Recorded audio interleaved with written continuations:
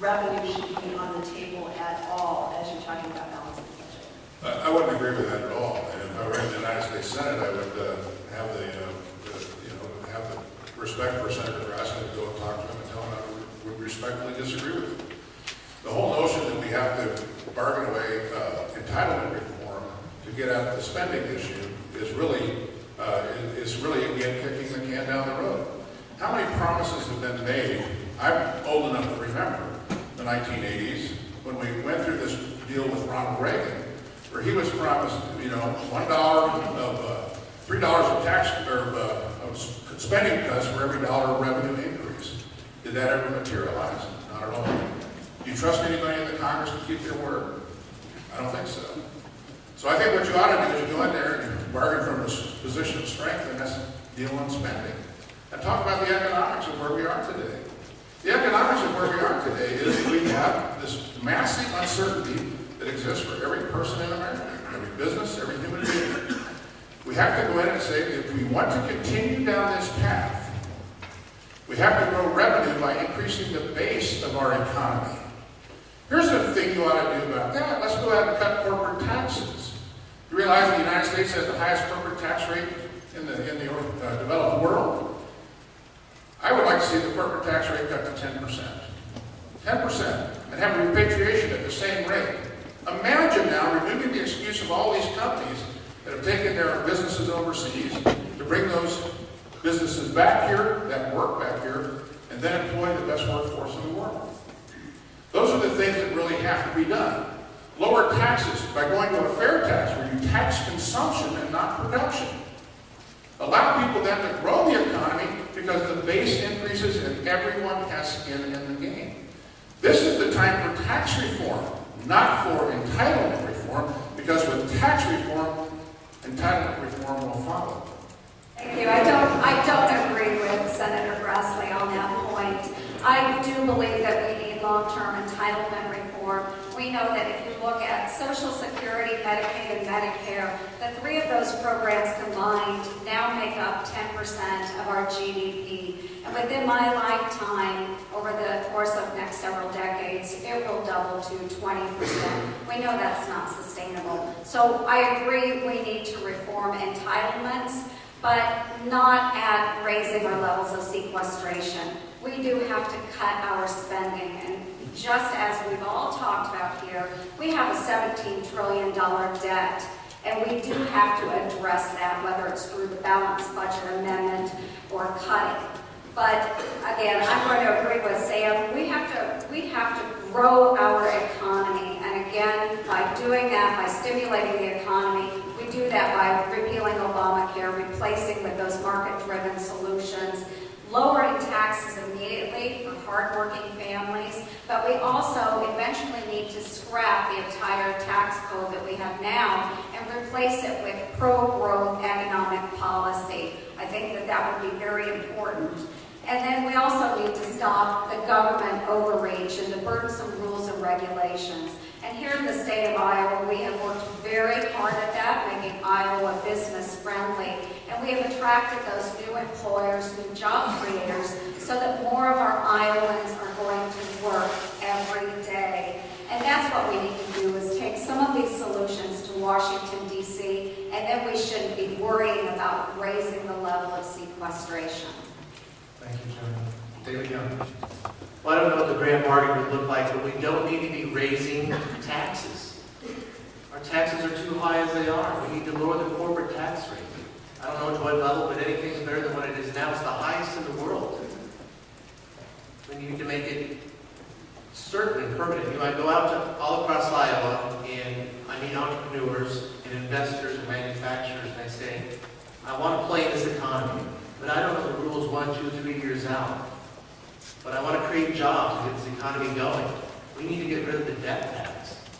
We need to keep our family farms within our families and our small business within our families.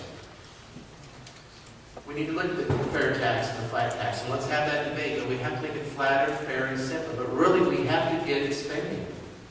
Balanced budget there. But there's so many places within the federal government. You know, during sequestration, you know, they said the sky was going to fall. There'd be people in the streets, but that maybe the cuts weren't prioritized and deliberate, but you know what?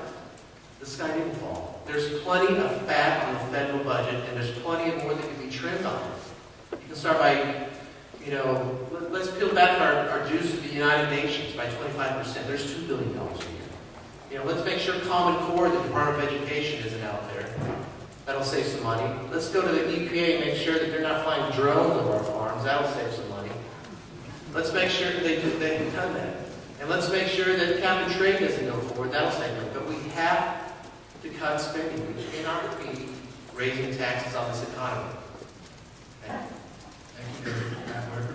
Let's talk about the Budget Control Act and sequestration which came from it. The interesting thing that no one points out here is only in Washington, D.C. is cutting the size of growth of government a cut.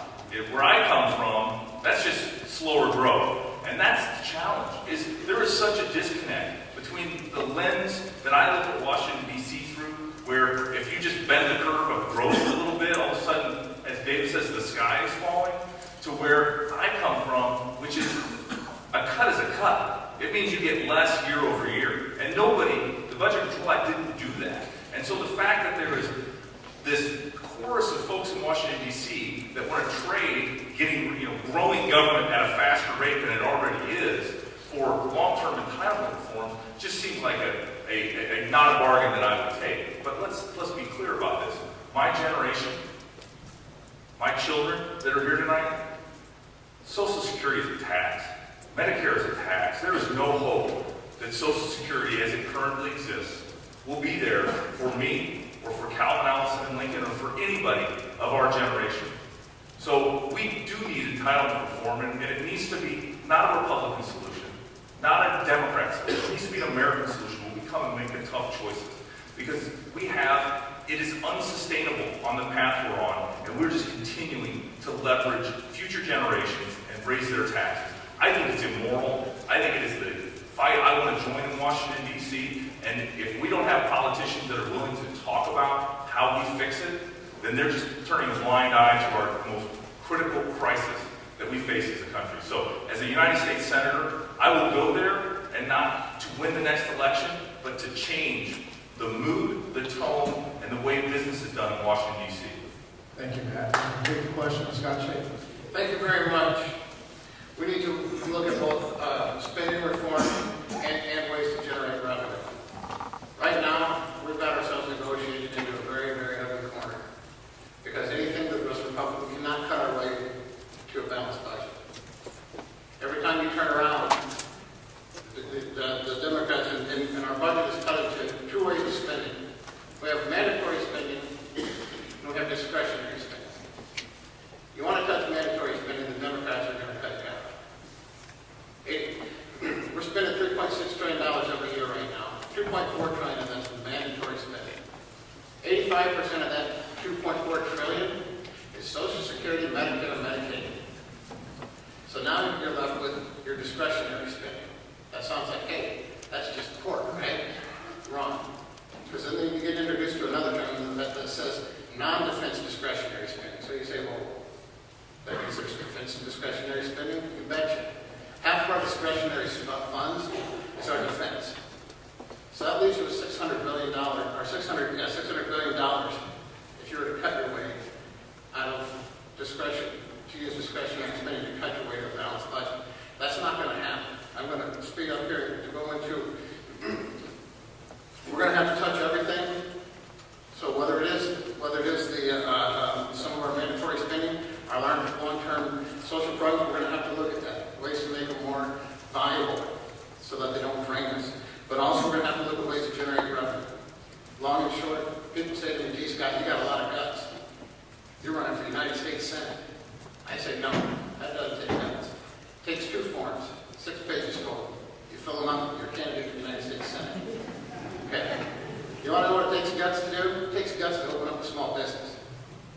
You visit with small business owners and they're going to tell you right now, they don't know if they're doing everything right. Chances are they're doing something illegal. But you know what? They'll wait till the government tells them. Thank you, Scott.